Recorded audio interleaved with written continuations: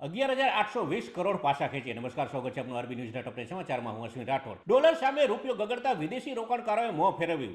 11,820 કરોડ પાછા ખેંચ્યા. પાકિસ્તાનમાં મુનીર સીડીએફ બનતાની સાથે જ ઇમરાનની મુશ્કેલીઓ વધી. જેલમાં મુલાકાત ઉપર પ્રતિબંધ. એડિંગો સંકટ મામલે હસ્તક્ષેપ કરવાનો સુપ્રીમ કોર્ટે કર્યો ઇનકાર. ઓસ્ટ્રેલિયાના જંગલમાં ભીષણ આગ લાગતા 40 ઘરો બળીને ખાખ, જેમાં એક ફાયર ફાઇટરનું મોત. વિશ્વનો સૌથી ભયંકર કિલ્લા જ્વાળામુખી ફાટ્યો. હવામાં 1300 ફૂટ ઊંચાઈ સુધી લાવા અને રાખ ઉડી. ઇન્ડોનેશિયામાં જળ પ્રલયની કુદરતી આફત, 921ના મોત, હજુ સેંકડો લાપતા, ભયાનક હાલત. ટ્રમ્પના સીઝફાયરનું 45 દિવસમાં સુરસુર્યું. થાઇલેન્ડે કંબોડિયા પર ફરી કરી એર સ્ટ્રાઇક. દક્ષિણ આફ્રિકામાં 60,000થી વધુ પેંગ્વિનના ભૂખમરાથી મોત. ગ્રીસમાં ક્રીટ ટાપુ પાસે દરિયામાં બોટ પલટી જતા 18 લોકોના મોત.